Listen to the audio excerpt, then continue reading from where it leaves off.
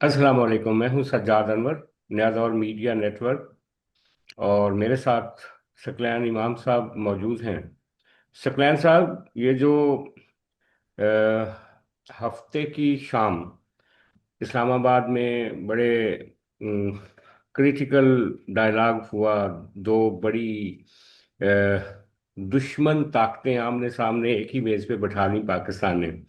Effort तो बड़ी जबरदस्त की गई, लेकिन बदकिस्मती से वो एग्रीमेंट नहीं हो सका जिसकी तवक्को सारी दुनिया ने की हुई थी इन मज़ाकरात के नतीजे में। बल्कि जो रिपोर्टिंग हुई इसके ऊपर, उसमें भी कुछ अजीबोगरीब खबरें आ रही हैं। तुर्की के किसी रिपोर्टर ने ये रिपोर्ट किया है कि अब्बास अराक्ची साहब और स्टीव विटकोफ के दरमियान हाथापाई की सूरत हाल पैदा हो गई थी। इंडिया में बड़ा इसको एक्सप्लॉइट किया जा रहा है, जबकि ग्राउंड पे सूरत हाल ये है कि आज ट्रंप ने धमकी दी है ईरान को कि हम अबनाए हरमज अगर आपने बंद भी कर दी तो हम इसकी नाकाबंदी कर देंगे, और फिर यहाँ से आपकी मर्जी से भी कोई जहाज नहीं गुजरेगा। ये एक नया हरबा उन्होंने अबनाए हरमज के हवाले से सामने लेकर आए। लेकिन ईरान ने एक वीडियो जारी की है कल रात। उन्होंने कहा हम्म। है कि जनाब, हम ये जो इसकी अपना हरमज के ऊपर हमारा मुकम्मल कंट्रोल है, और उसके साथ ही साथ न सिर्फ कंट्रोल है बल्कि जहाज गुजर भी रहे हैं। अ, ये ट्रंप साहब जो कह रहे हैं नाकाबंदी, ऐसी कोई नाकाबंदी यहाँ पे मौजूद नहीं है। तो उन्होंने कहा कि ये जो आबना हरमज का कंट्रोल है, ये ईरान के पास ही रहेगा और हमारी सर्विलियंस इसके ऊपर रहेगी। तो आप क्या देखते हैं सकलैन साहब? जो डील ना होने की बुनियादी वजह अबनाए हरमज का कंट्रोल भी था, और इस एग्रीमेंट के ना होने में बड़ी चंद वजूहात क्या हो सकती हैं, उन पे जरा रोशनी डालिए। देखिए, आपने हुर्मुज़ की बात की वो बड़ी अहम है। असल में अगर हम गौर करें तो इस पूरी की पूरी निगोशिएशंस में काफ़ी सारी चीज़ें तय पाती हुई हमें नज़र आती हैं, जिसमें दोनों ही कहते हैं, यानी मोहम्मद बाक़िर ग़ालिबाफ जो ईरान के डेलीगेशन के सरबराह थे, और जेडी वैंस जो कि अमेरिका के डेलीगेशन के कायद थे। इन दोनों ने अपनी जो बाद में बातें भी की हैं, प्रेस को भी लीक्स किए गए हैं या ख़ुद बयान भी दिए हैं, उसमें दोनों ने पेशरफ्त होने की बात की है। लेकिन जो स्टिकिंग पॉइंट्स हैं जिनकी वजह से ये माहिदा होते होते नहीं हो सका है, उसमें जो तीन एक बुनियादी, मैं तो उसको चार कहता हूँ लेकिन तीन एक जो बुनियादी वजह हैं जो सामने आती हैं, उनमें एक स्ट्रेट ऑफ हॉर्मुज़ पे ईरान का जो क्लेम है वो अपनी जगह मौजूद है। अमेरिका कहता है इसको बिल्कुल वैसे ही कर दो जैसा कि जंग से पहले के हालात थे, कि कोई ईरान का उस पर कंट्रोल नहीं था। और दूसरा ये है कि जो न्यूक्लियर टॉक्स जो थी वो उसी सतह पर की जाए जब वो 28 फरवरी से पहले हो रही थी, यानी जंग से पहले जब हो रही थी। और तीसरा अब जो नुक्ता है नया, जो पहले नहीं डिस्कस हो रहा था किसी भी सतह पर, वो अब ये है कि ईरान जो है वो कॉम्प्रिहेंसिव किस्म का एक सिसेशन ऑफ हॉस्टिलिटीज़, या सिर्फ जंग बंदी नहीं बल्कि परमानेंट एंड ऑफ वॉर्स, यानी जंग का हमेशा खात्मा इस पूरे खत्ते में।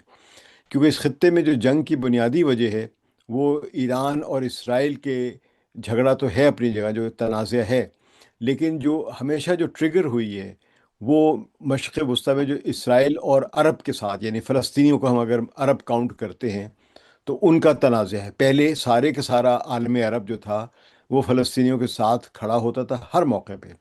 अब अलबत्ता अरब दुनिया में एक मुख्तलिफ सियासी रुझान पैदा हो गया है, और वो ये है कि वो फ़लस्तीनियों के मसले को आलम अरब का मसला कम समझते हैं, और इसराइल और अमेरिका से ताल्लुक़ात रखना अपने लिए ज़्यादा अहम समझते हैं। तो उसके नतीजे में जब ये ईरान ये कहता है कि आप जब जंग बंद करेंगे तो ये सिर्फ जंग बंदी ईरान की या अमेरिका की या ईरान की और इसराइल की नहीं होगी, बल्कि इसराइल जिन अरब मुल्कों पर हमले करता रहा है उनसे भी बंद हो जाएगी जंग। यानी इसमें ज़ाहिर है नंबर वन जो आता है बात, वो आती है हिजबुल्लाह की। ईरान ने बराह रास्त गज़ा में फ़लस्तीनियों की बात नहीं की है क्योंकि ये ऑलरेडी इशू है।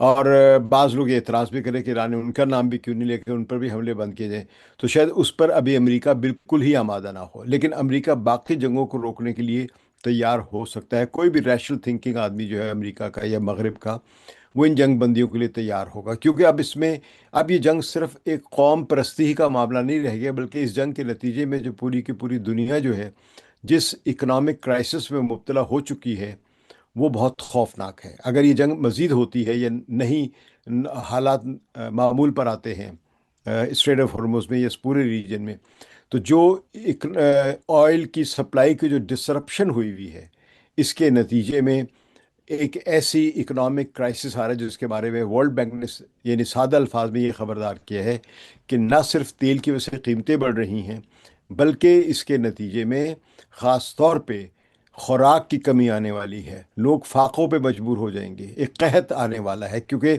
اب فرٹیلائزرز کی بھی 30% سپلائیز بند ہوگی۔ دنیا کے سارا کا سارا فوکس جو ہے وہ ایک امیجیٹ چیز پر ہے جس کو ہم تیل کہتے ہیں، اس سے سب کی زندگیاں متاثر ہو رہی ہیں، لیکن اس سے بڑی جو سپلائیز متاثر ہو رہی ہے وہاں پہ، جو خوفناک حد تک ایک لانگ ٹرم میں بڑا پیداوار خوراک کا، ایگریکلچر کا کرائسس لانے والی، گندم نہیں اگ رہی ہوگی، چاول نہیں اگ رہے ہوں گے، اس طرح کی ساری خوراک، وہ ہے کہ فرٹیلائزرز کی سپلائی تھرٹی یوریا کی پرسینٹ دنیا سپلائی میں۔ رک گئی ہے۔ جی جی پاکستان میں لوڈ شیڈنگ شروع ہو چکی ہے، کیونکہ ہم آئل سے تیل سے تو اپنی بجلی پروڈیوس کر رہے تھے کافی عرصے سے۔ جی جی۔ خیر خیر، وہ پاکستان پہ ہم الگ بات کر سکتے ہیں، کیونکہ پاکستان میں تو پلاننگ ہی کبھی کوئی سوچ کے نہیں کرتا، جی جی امیجیٹ پروفٹ کے تحت کرتا ہے۔ آپ کو فرنس آئل یا ان آئل وغیرہ کی طرف جانا ہی نہیں چاہیے تھا شروع سے، بالکل۔ جی جی بہرحال۔ لیکن جو اب جو یہ تین سٹکنگ پوائنٹس ہیں جن کی وجہ سے اب آگے نہیں بڑھ رہی ہے، چوتھا تو اور بھی آ سکتا ہے اس میں، لیکن میں اس پر ابھی آگے بات کروں گا، مطلب میزائلز کا جو ایشو ہے، ایران اس جی پہ جی کمپرومائز نہیں کرے گا۔ جی تو جی ان چیزوں پہ ایران اچھا، مسئلہ صرف یہ نہیں ہے کہ ایران ضد کر رہا ہے، اصل مسئلہ یہ ہے کہ امریکہ کے ساتھ ایک ایسا معاہدہ طے پا گیا تھا جس میں اگرچہ ایران کو بہت زیادہ فائدہ نہیں تھا، بلکہ ایک لحاظ سے ان کا نیوکلیر پروگرام سرنڈر کر دیا گیا تھا، وہ تھا جے سی پی او اے والا، جو 2015 والا ایگریمنٹ تھا۔ لیکن اس کے بعد جس طرح ڈونلڈ ٹرمپ اس کے بعد نکل گئے اس معاہدے کے ساتھ، اور اس معاہدے سے نکلنے کے بعد ان کے لیے کوئی کانسیکوینسز نہیں ہوئے، یعنی معاہدہ توڑنے والے کو ایک سزا بھی دی جاتی ہے، ایک پنشمنٹ ہوتی ہے، اس کے لیے ایک معاوضہ ہوتا ہے۔ امریکہ پر کوئی کسی طاقت نے، کسی یورپ نے، کسی ملک نے، نہ چین نے، نہ روس نے، کسی نے امریکہ کو پابندی نہیں لگائی کہ بھئی آپ نے توڑ دیا معاہدہ تو اب ہم آپ کو نہیں مانتے ہیں، ایسا نہیں ہوا۔ بلکہ ہوا یہ کہ معاہدہ ٹوٹنے کے بعد ایران پر اور سختیاں آ گئیں۔ تب ایران کے پاس چوائس یہ ہے، بڑی سیدھی سی، کہ اس جو بھی معاہدہ ہو، اچھا ہو برا ہو، کل کو اس کی بھی گارنٹی کون دے گا؟ تو جب گارنٹی کسی بھی معاہدے کی نہیں دی جا سکتی، اور خاص طور پہ ڈونلڈ ٹرمپ کے ہوتے ہوئے تو بہت ہی مشکل ہے، یا ڈونلڈ ٹرمپ جیسے کسی بھی، فرض کیجئے صدر کے ہوتے ہوئے کل کو اگر جے ڈی وینس آ جاتے ہیں اور وہ یہ کہتے ہیں کہ جی پچھلے دور صدارت میں جو معاہدے ہوئے تھے وہ میں نہیں مانتا، تو وہ اگر اٹھ کے کہہ دے کہ میں نہیں مانتا، تو پھر بات تو ختم ہو جائے گی، ایران پھر وہیں پہ زیرو پوائنٹ پہ کھڑا ہوا ہوگا جہاں سے وہ چلا تھا۔ تو اب وہ گارنٹیز کے لیے ان کے پاس یہی ہے کہ اسٹریٹ آف ہرمز پہ ان کا کنٹرول جو ہے، یہ جو ان کا ساورن رائٹ ہے، یہ ایک سب سے بڑی گارنٹی یہی ہے۔ دوسری بڑی گارنٹی جو ہے اب ساری دنیا نے دیکھی، ان کی میزائل پاور ہے۔ تیسری بڑی گارنٹی ہے وہ یہ ہے کہ وہ نیوکلیر بم تو نہیں بنانا چاہتے، لیکن نیوکلیر انریچمنٹ کی صلاحیت رکھنا چاہتے ہیں، تاکہ جب ان کے ساتھ کوئی بہت ہی برا وقت آئے تو ان کے پاس ایک وے فارورڈ ہو۔ اگر اس وقت جو اگر ہم دیکھیں، جو امریکہ کی ڈیمانڈ تھی ان مذاکرات کے دوران، وہ صرف یہ نہیں تھی کہ آپ کو گارنٹی دے ہمیں کہ آپ نیوکلیر ویپن نہیں بنائیں گے، بلکہ وہ یہ کہہ رہے تھے کہ آپ نیوکلیر بم بنانے کی کسی بھی صلاحیت کو، جس سے ممکن ہے کہ آئندہ بھی آپ بم بنا سکتے ہیں، وہ ڈسمینٹل کریں۔ یہ اصل میں ڈیمانڈ ہے اسرائیل کی، جو کہ جو بینجامن نیتن یاہو نے ان مذاکرات سے پہلے کہی تھی۔ تو اس نے جو مذاکرات کے لیے جو کنڈیشن رکھی تھی ان میں یہی چیزیں تھی۔ ایک اس وقت تو اسٹریٹ آف ہرمز کا ایشو بھی نہیں تھا، نہ ہی ریجنل الائز کا مسئلہ تھا، اس وقت یہی دو بڑے مسئلے تھے کہ ایک تو ایک میزائل کی رینج اس سے زیادہ نہیں ہونی چاہیے ایران کے پاس، دوسرا یہ تھا کہ نیوکلیر انریچمنٹ کی جتنا بھی سسٹم ہے ایران کے پاس، وہ سب کا سب ڈسمینٹل ہونا چاہیے، اس کے لفظ ہیں ڈسمینٹل، یعنی اس کو بالکل تباہ و برباد ہو جانا چاہیے۔ تو امریکہ کیا چاہ کیا رہا ہے اگر دیکھا جائے، تو وہ عملی طور پہ اسرائیل کی خواہشات کو پوری طرح مسلط کرنا چاہ رہا ہے ایران کے اوپر۔ تو اب ان حالات میں جہاں جب امریکہ پر بھی ٹرسٹ نہیں ہے اور دنیا میں کوئی گارنٹی دینے کے لیے تیار نہیں ہے، پاکستان نے تو ایک بڑا اچھا کردار ادا کیا فیسیلیٹیٹر کا، اور یہ بہت بڑی ایک تاریخی بات ہے۔ میں نہیں سمجھتا کہ پاکستان کا کردار جو ہے وہ اس کو یاد نہیں رکھا جائے گا، پاکستان کے اس کردار کی تاریخی حیثیت بن گئی ہے۔ کوئی مانے نہ مانے یہ ایک الگ بحث ہے، لیکن تاریخی حیثیت یہ بن گئی ہے کہ دو بڑی مخالف قوتوں کو، یعنی اب ایران امریکہ کے مقابلے میں مخالف قوت تو اتنی بڑی نہیں ہے، کیونکہ سمجھے کہ 124واں حصہ ہے ڈیفنس بجٹ کا ایران کا جتنا کہ امریکہ کا ہے۔ امریکہ کے پاس اگر $1 ٹریلین کا ڈیفنس بجٹ، اگر total security and defence budget ملا کر دیکھا جائے تو امریکہ کا 1.5 ٹریلین ڈالرز بنتا ہے۔ یہ بہت بڑا بجٹ ہے، اتنا چین، روس، انڈیا اور دو چار اور جاپان اور جو بھی فرانس یا برطانیہ، ان سب کے بجٹ ملا کے بھی رکھ لیں تو یہ بھی امریکہ کے بجٹ کے برابر نہیں ہے۔ جبکہ اس کے مقابلے میں جو ایران کا جو ڈیفنس بجٹ ہے یا ان کا سیکیورٹی بجٹ بھی اگر شامل کر لیں تو بھی 12-13 بلین ڈالر سے زیادہ نہیں بنتا ہے۔ تو ظاہر ہے ان کے آپس میں کوئی مقابلہ نہیں بنتا۔ تو ایران کے لیے گارنٹی یہی ہے کہ وہ اپنے میزائلز کو تیار رکھے، اور اسٹریٹ آف ہرمز پہ اس کا ایک ساورن کنٹرول ہو، کہ اگر اس پر جنگ ہوتی ہے، اور اس وقت جو سب سے بڑی دلیل ہے ایران کی وہ یہی ہے کہ جتنے بھی جو یونائٹڈ نیشنز کی جو کنونشنز ہیں یا لاز ہیں آن سی جو ہیں اس بارے میں، اور یا انٹرنیشنل جو دوسری کنونشنز ہیں، جنیوا کنونشن، سب میں یہ ہے کہ انوسینٹ پیسج ہو سکتا ہے، یعنی ایسے جہازوں کو، کارگو شپس کو، آئل ٹینکر کو جانے دیا جا سکتا ہے جو اس ساحل سے لگنے والے ملک کے لیے خطرہ نہ ہو، دشمن ملک نہ ہو۔ تو یہاں پر اس وقت امریکہ نے تو ثابت کر دیا کہ وہ ایران کا دشمن ہے۔ تو ایران اگر ان دشمن ملک کو جو اس کے لیے خطرہ ہیں ان کی اگر آمد و رفت جو ہے اس کو روکتا ہے تو یہ اس کا قانونی حق ہے۔ اگرچہ ایران جو ہے وہ کسی بھی یہ یو این کے جو کنونشن ہیں یا لاز جو ہے آن سی، ان کا وہ سگنیٹری تو ہے لیکن اسے ریٹیفائی کبھی نہیں کیا، اور امریکہ نے بھی ریٹیفائی نہیں کیا ہے۔ تو یہ دونوں ہی ملک جو ہے انہوں نے ریٹیفائی نہیں کیا ہوا ہے اقوام متحدہ کے جو قوانین ہیں سمندری راستوں میں ٹرانزٹ کے لیے جو ہے۔ تو اب اس حالت میں اب ایران اپنی گارنٹی ضرور دیکھے گا، جبکہ امریکہ جن چیز کی گارنٹیز چاہ رہا ہے وہ بڑی مذاق ہے۔ میں یعنی اگر آپ یہ دیکھیں کہ امریکہ تو بدماش ہے، اس کی فوجی طاقت ہے، اس نے سینکشنز لگائے رکھی ہیں۔ اب ایران نے تو کوئی سینکشن نہیں لگائی گزشتہ 40 سالوں سے یا 47 سالوں سے۔ تو اب جب ایران کے پاس یہ موقع آیا ہے کہ وہ اب، کیونکہ جتنی بھی اسے ایران نے جو پابندیاں یا امن کی کوششیں یا معاہدے کرنے کی کوششیں کی، چاہے وہ جے سی پی او کی یا 27 فروری 2026 تک کے دن تک جو کوششیں ہوں، وہ جنگ سے بچنے کے لیے تھیں۔ جب جنگ ہو گئی ہے تو اب پیراڈائم بدل گیا ہوا ہے۔ تو اب ایران جو ہے وہ اپنی گارنٹی، اپنا فیوچر دیکھنا چاہے گا۔ امریکہ جو ہے وہ اپنی گارنٹی، اپنا فیوچر نہیں دیکھ رہا ہے، کیونکہ امریکہ کو کوئی براہ راست خطرہ اس جنگ سے پہلے تک نہیں تھا۔ اب بھی جو خطرہ ہے وہ ان کے لیے کوئی ملٹری تھریٹ نہیں ہے ایران، لیکن ایران نے جب سے یوان کی کنڈیشن لگائی ہے کہ یہاں اس خلیج فارس سے وہ سامان یا وہ شپ یا وہ آئل ٹینکر گزر سکتے ہیں جنہوں نے یوان میں، یعنی چائنا کی جو رن منبی جو ہے، آپ اس کا وہ بھی نام لیا جاتا ہے، بہرحال ہم زیادہ تر جانتے ہیں یوان کے طور پہ، تو یوان میں جو کوئی ادائیگیاں کرے گا وہ یہاں سے اپنا شپ لے جا سکتا ہے یا آئل ٹینکر لے جا سکتا ہے۔ تو اس کے بعد سے اب امریکہ کے لیے دباؤ ہے، عالمی معیشت کے لیے دباؤ ہے۔ اگر یہ اس طرح جس طرح آج کل بند ہے یہ آپ نے ہرمز، تو یہ بہت بڑا اکنامک کرائسس لا رہی ہے۔ میں صرف ایک آپ کو فگر دوں گا آج ٹرمپ کہ نے آج ٹرمپ نے چین کو بھی تو دھمکی لگائی ہے نا کہ وہ اگر ایران کی مدد کرے گا تو پھر چین کے لیے بھی بہت برا ہوگا۔ میرا خیال ہے کہ ٹرمپ کو تو اس کے عوام کو ہی سمجھنا چاہیے، ان کے ملک کو، کہ اگر ٹرمپ کی جو دھمکیاں اس کے کام آ رہی ہیں یا امریکہ کو فائدہ دے رہی ہیں تو وہ اس کو دوبارہ الیکٹ کر لیں۔ اور جب انیس وہ سو تو خیر یہ دو ہزار الیکشن میں پتہ چلے گا کہ اس کا ٹرمپ کا کیا فیٹ ہے۔ کیا ہے حال ہوتا ہے، لیکن کیونکہ سکلین صاحب، ہاں جی، جی کیا کہہ رہے تھے آپ؟ ہاں، نہیں میں یہ عرض کر رہا تھا کہ جو بنیادی چیز جس طرف ہم آ رہے تھے ہوں۔ کہ یہ ایران کے جو اس وقت اس آپ نے ہرمز کے بند ہونے کی وجہ سے جو 2-3 میں بڑے سے آپ کو صرف ایک اعداد و شمار دیتا ہوں کہ اس سے پہلے جو سب سے بڑی آئل کی ڈسرپشن گلوبل آئل مارکیٹ میں جو ہوئی تھی وہ 1973 میں، نہیں 1973 اور اس کے بعد اس میں ہوئی تھی، جب یہ ایران اور عراق کی جنگ ہوئی تھی، اس وقت بہت بڑی ڈسرپشن ہوئی تھی۔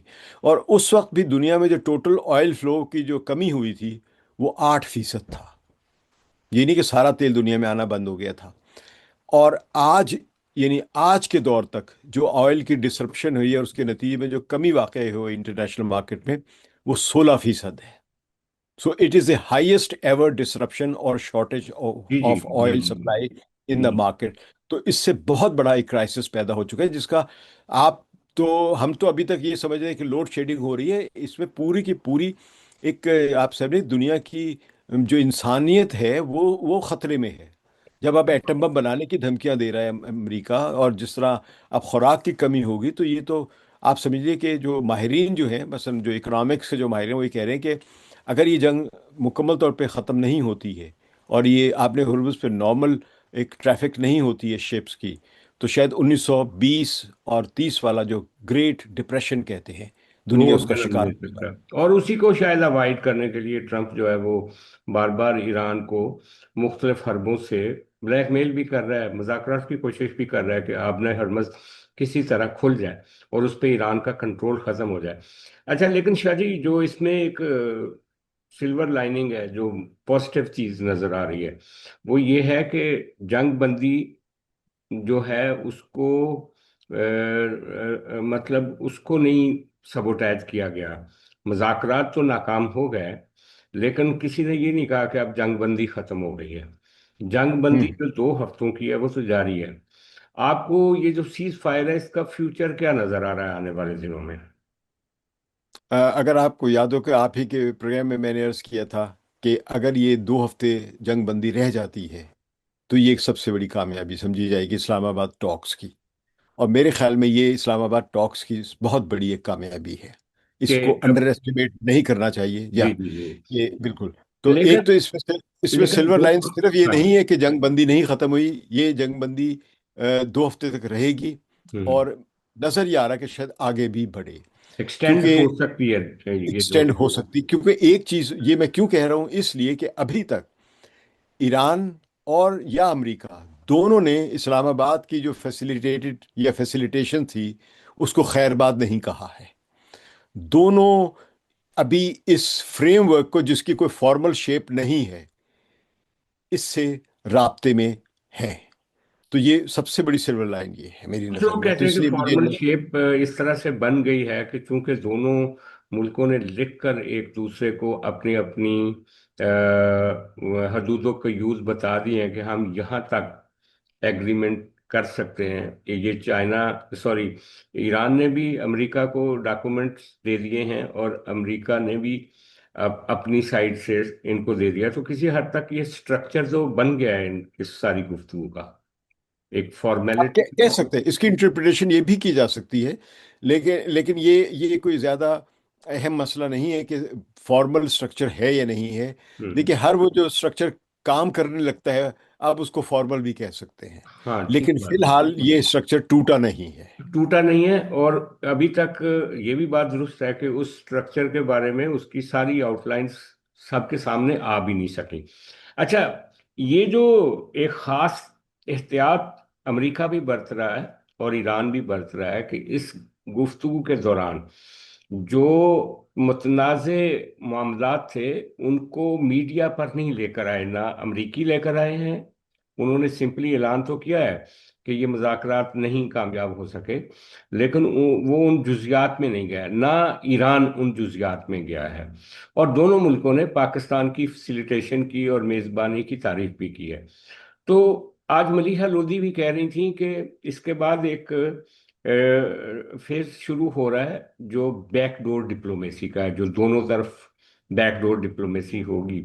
اس میں پاکستان ایک رول پلے کرے گا، کچھ ہو سکتا ہے کہ خلیجی ملک بھی، جس میں ترکی، مصر، سعودی عرب کے بارے میں بھی کہا جاتا ہے، تو اس قطر کے قطر قطر قطر۔ قطر اور ترکی کا سب سے اہم رول ہے۔ ہاں جی، تو یہ جو بیک ڈور ڈپلومیسی ہے، اس کے بارے میں آپ کے کیا ایکسپیکٹیشنز ہیں اس بارے میں؟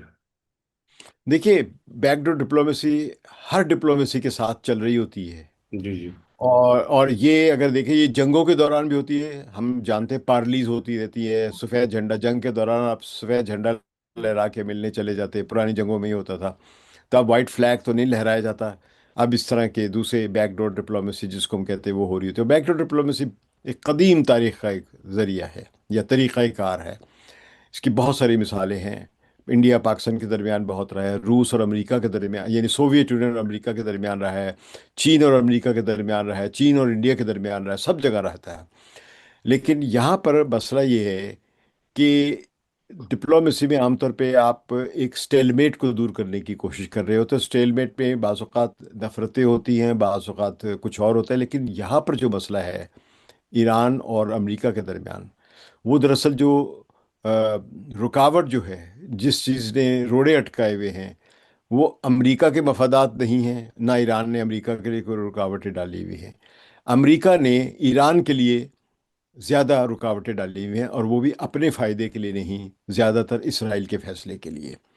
तो अमेरिका के अंदर जो सारे मसाइल हैं वो इसराइल के एक रोल की वजह से है, जो कि अमेरिका की इस्टेब्लिशमेंट का हिस्सा है, क्योंकि वो फाइनेंशियल फाइनेंशियल आप यूँ कह लें कि असल जो दुनिया की जो ताकतें हैं वो यही हैं। टेक्नोलॉजिकल कंपनी जो बड़ी बड़ी जाइंट्स हैं, जो फिनटेक्स हैं या फाइनेंशियल इंस्टीट्यूशंस हैं, या बड़े बड़े इन्वेस्टमेंट्स हाउसेस जो हैं, ये हैं असल में बड़ी ताकतें जो अमेरिका की हुकूमत को भी कंट्रोल करती हैं। और उनमें इसराइल, या जिसको पहले जूइश जो लॉबी जिसको हम कहते हैं, या अब तो इसराइल लॉबी की किताबें भी जॉन मेयर शाइमर और स्टीव वॉल्ट ने लिख दी हुई हैं, जो अब दुनिया में बहुत मशहूर हो रही हैं।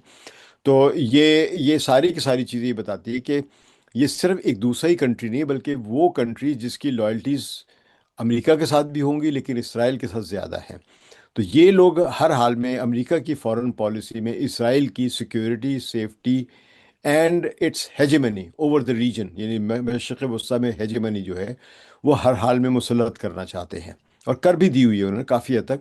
आखिरी मुल्क है ईरान जो अभी तक उनकी हेजेमनी के आगे सरेंडर नहीं किया, वरना बाकी तमाम ममालिक ने इसराइल के आगे उसकी हेजेमनी को डायरेक्टली, यानी बराह रास्त अब्राहम अकॉर्ड पर दस्तखत करके, या अब्राहम अकॉर्ड पर दस्तखत नहीं भी किए हैं तो उन्होंने किसी और ज़रिए से एक राब्ता रखा हुआ है। इन तमाम मुल्कों को जो इब्राहिम अकॉर्ड का नहीं भी हिस्सा है, इनके बारे में वॉशिंगटन पोस्ट ने पिछले साल एक रिपोर्ट जारी की थी इन्वेस्टिगेटिव, कि वो कौन कौन से मुल्क थे जो ईरान के ख़िलाफ़ और इसराइल की सिक्योरिटी के लिए उन सब की इंटेलिजेंस एजेंसीज जो थी वो मिल के काम कर रही थी। मुझे नाम लेने की ज़रूरत नहीं है, वॉशिंगटन पोस्ट में तलाश करें, आपको मिल जाएगी सारों सारों के नाम, जिसकी कभी किसी ने तरदीद नहीं की थी। तो ये एक जो अमेरिका का जो सारा मसला है वो ईरान से ज़्यादा ये नहीं है कि वो ईरान ये करे और वो करे। ईरान तो सिर्फ ये मांग रहा था, ये मुझे नॉर्मल मुल्क की तरह ट्रीट करो। वो तो कुछ नहीं मांग रहा था ईरान अच्छा, से, लेकिन अमेरिका से। यहाँ पे शादी मैं ज़रूर बताऊंगा, आपके साथ शेयर करूंगा, आपने भी देखा होगा। जब ये सीज फायर हुआ तो उसके फौरन बाद ईरान ने पाकिस्तान के ज़रिए जो ख़ास तौर पे लबनान में अटैक कर रहा था इसराइल, उसको उस मसले को उठाया और ट्रंप के साथ, और उसको कहा अमेरिकी एडमिनिस्ट्रेशन को कि जब सीज फायर हो गया है तो इसराइल को लबनान पे अटैक नहीं करने चाहिए। तो हम्म। अमेरिकी साइड से ये कहा गया कि उसमें लबनान शामिल नहीं है। और उसने भी कहा, नेतन्याहू ने, कि लबनान के साथ जो हमारी जंग है उसका इस सीज फायर से कोई ताल्लुक नहीं। लेकिन हकीकत यह है कि ट्रंप ने बात की नेतन्याहू से कि वो लबनान पे अटैक ना करे।